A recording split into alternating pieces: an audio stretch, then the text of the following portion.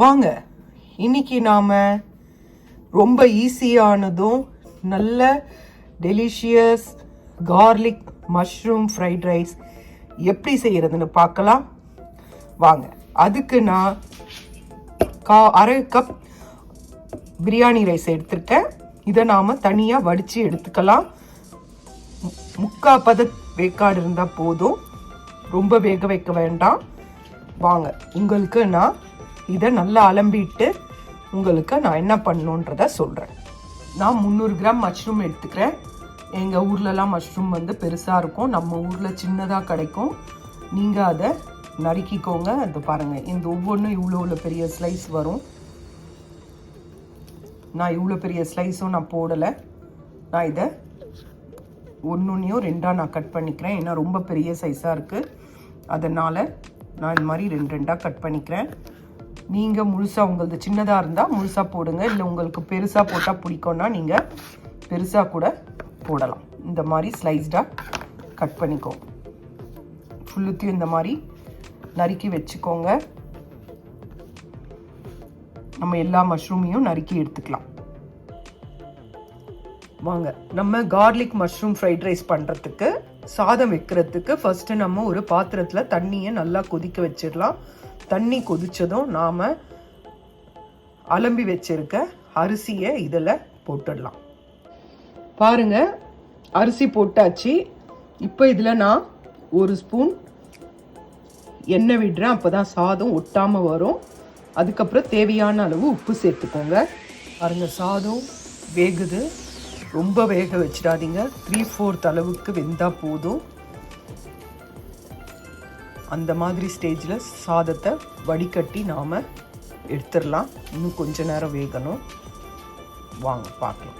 இப்போ பார்த்தீங்கன்னா அரிசி பாருங்கள் ரெண்டாக உடையுது பாருங்கள். இந்த ஸ்டேஜில் நாம் அடுப்பை ஆஃப் பண்ணிடணும். இப்போ இதை நாம் வடிகட்டி எடுத்துடலாம்.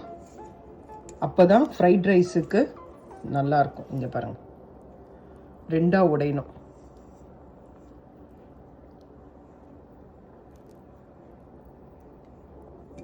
முக்கால் பதத்துக்கு தான் வேகணும், ரொம்ப வேகக்கூடாது.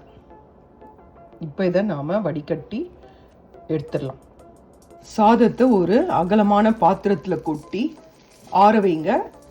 அதில் கொஞ்சம் ஆயிலை ஸ்ப்ரிங்கிள் பண்ணிட்டுருங்க. அப்போ தான் சாதம் ஒன்றோட ஒன்று ஒட்டாமல் நல்லாயிருக்கும். இப்போ ஒரு பேன் எடுத்துக்கோங்க. அதில் ஒரு 1.5 டேபிள் ஸ்பூன் பட்டர் போட்டுக்கோங்க. இதில் ஒரு 6லேருந்து 7 பல்லு பூண்டை தோலை உரித்து நல்லா பேஸ்ட்டாக நறுக்கிக்கோங்க. உங்களுக்கு பேஸ்ட் மாதிரி வேண்டாம், உங்களுக்கு பொடியாக நறுக்கி போட்டால் பிடிக்கும்னா நீங்கள் அதை பொடியாக கூட நறுக்கி இந்த பட்டரில் போடலாம். இப்போ நான் ஒரு 7 பல் பூண்டை நல்லா தோலை உரித்து பேஸ்ட்டு மாதிரி வச்சுருக்கேன். இப்போ நான் அதை இதில் போட போகிறேன். இப்போ அரைச்சி வச்சுருக்க பூண்டு பேஸ்ட்டை நான் இதில் போடுறேன். இது நான் ஏற்கனவே அரைச்சி ஃப்ரீசரில் அந்த ஐஸ் க்யூப் ட்ரேயில் ஸ்டோர் பண்ணி வச்சுருக்க பூண்டு தான். அதனால் நான் ஒரு க்யூப் எடுத்து நான் போட்டிருக்கேன். இதை நல்லா பட்டரில் நல்லா ஃப்ரை பண்ணுங்க. அதுக்கு பிறகு ஒரு மீடியம் சைஸ் வெங்காயம் நல்லா பொடியாக நறுக்கிக்கோங்க. நான் வெள்ளை வெங்காயம் தான் எடுத்திருக்கேன். உங்ககிட்ட ரெட் ஆனியன் இருந்தால் கூட எடுத்துக்கோங்க, இன்னும் ரெட் ஆனியன் இன்னும் நல்லாயிருக்கும். நான் என்கிட்ட ஒயிட்டு தான் இருக்குது, அதனால நான் ஒயிட் எடுத்துருக்கேன். இந்த பட்டரில் இந்த கார்லிக்கை நல்லா ஃப்ரை பண்ணுங்கள். அந்த பச்சை வாசனை போகிற வரைக்கும் கார்லிக்கை நல்லா வதக்குங்க. வதக்கின பிறகு வெங்காயத்தை இதில் ஆட் பண்ணிக்கோங்க.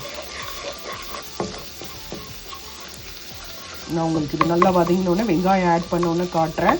இதில் வெங்காயம் சேர்த்தாச்சு. வெங்காயத்தை நல்லா வதக்குங்க.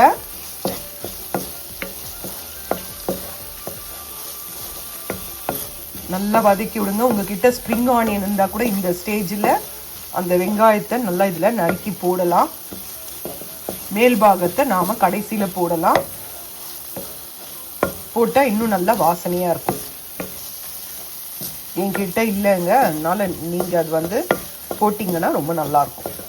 நல்லா வதக்குங்க. இப்போ நாம் இதில் நறுக்கி வச்ச மஷ்ரூமை சேர்த்துக்கலாம்.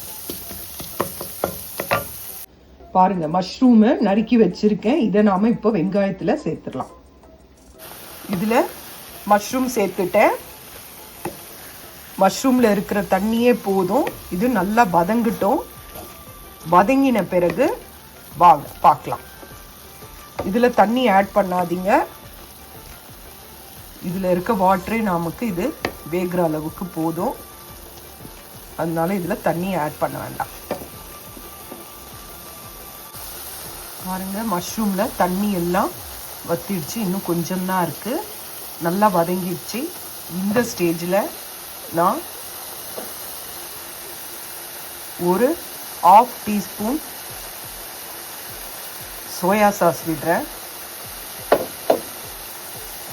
உங்களுக்கு அடுத்து ரெட் சில்லி ஆயில் விட போகிறேன். இதில் ரெட் சில்லி ஆயில் விடுறேன். சோயா சாஸ் விட்டுருக்கேன். ரெட் சில்லி ஆயில் விடுறேன். அடுத்து வினிகர். நான் ரைஸ் வினிகர் விட போகிறேன்.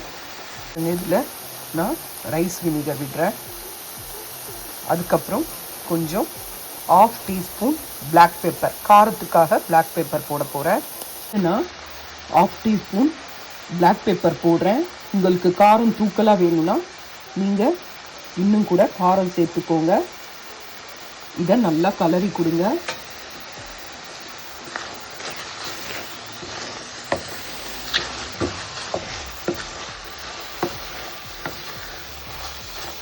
நல்லா கலரி கொடுத்த பிறகு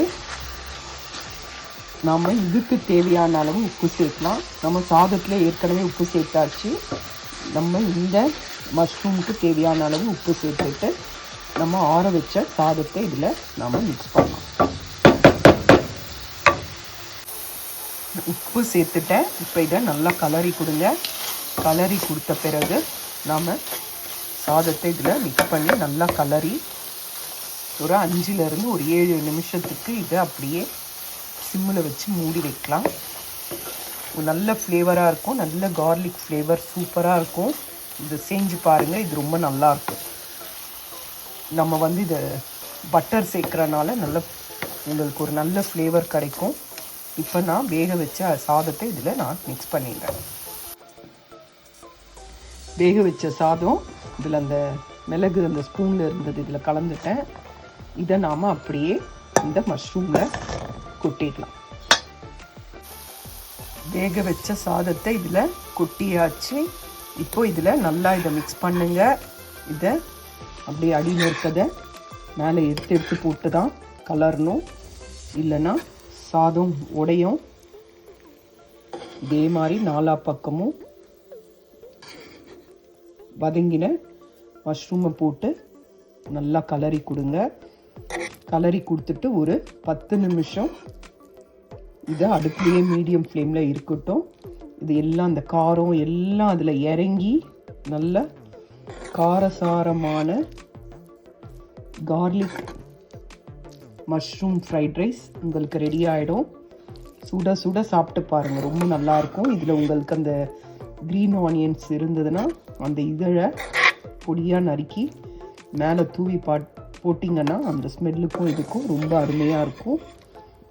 இதை நான் உங்களுக்கு கலரிட்டு மீடியம் ஃப்ளேமில் வச்சோன்னே காட்டுறேன். பாருங்கள், இப்போது இதை நல்லா மிக்ஸ் பண்ணிவிட்டேன். நல்லா கலந்து விட்டாச்சு. 5 to 7 மினிட்ஸ் அப்படியே மீடியம் ஃப்ளேமில் வைங்க. உங்களுக்கு நல்லா அந்த ஃப்ளேவர்லாம் இறங்கி ரைஸ் ரொம்ப சூப்பராக இருக்கும். ரொம்ப அருமையான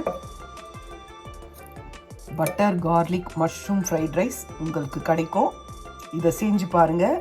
மஷ்ரூம் நிறைய இருந்தால் ரைஸ் கம்மியாக இருந்தால் தான் உங்களுக்கு சாப்பிடும் போது ரொம்ப நல்லாயிருக்கும். இதை செஞ்சு பாருங்கள். நான் உங்களுக்கு இதை வந்து ஒரு 10 மினிட்ஸ் கழித்து உங்களுக்கு எப்படி இருக்குன்னு காட்டுறேன். அதுக்கு நடுவில் இது பெப்பரெல்லாம் எப்படி இருக்குன்னு பார்த்துக்கோங்க. பெப்பர்லாம் ஓகேனா விட்டுருங்க. இல்லைனா மேலே தூவி ஒரு கலரி விட்டுருங்க. கலரும் போது அரிசி உடையக்கூடாது. 10 மினிட்ஸ் ஆயிடுச்சுங்க. இப்போது சுவையான garlic mushroom fried rice ready ஆயிடுச்சு. ரொம்ப ஈஸி மெத்தடு தான். உங்களுக்கு இன்னும் வந்து இந்த இதெல்லாம் போட்டிங்கன்னா, இந்த க்ரீன் இதெல்லாம் போட்டிங்கன்னா, க்ரீன் ஆனியன்ஸ்லாம் போட்டிங்கன்னா இன்னும் செமையாக இருக்கும். அந்த மாதிரி இருந்ததுன்னா செஞ்சு பாருங்கள், ரொம்ப ரிச்சாக இருக்கும். க்ரீன் ஆனியன்ஸ்லாம் போட்டிங்கன்னா அந்த ஸ்மெல்லு எல்லாமே ரொம்ப நல்லாயிருக்கும். செஞ்சு பாருங்கள், இது ரொம்ப ஈஸியான மெத்தடு தான். இது உங்களுக்கு இந்த பிடிச்சிருந்தா இந்த வீடியோவை லைக் பண்ணுங்கள். நன்றி, வணக்கம். ஒரு 10 மினிட்ஸ் ஆன பிறகு பார்த்தீங்கன்னா உங்களுக்கு அந்த ஃப்ளேவர்லாம் இறங்கி ரொம்ப நல்லாயிருக்கு. நல்ல வாசனையாக கமகமன் வாசனையாக இருக்குது. அந்த பட்டரும் அந்த கார்லிக்கும் ரொம்ப நல்லாயிருக்கு. செஞ்சு பாருங்கள்.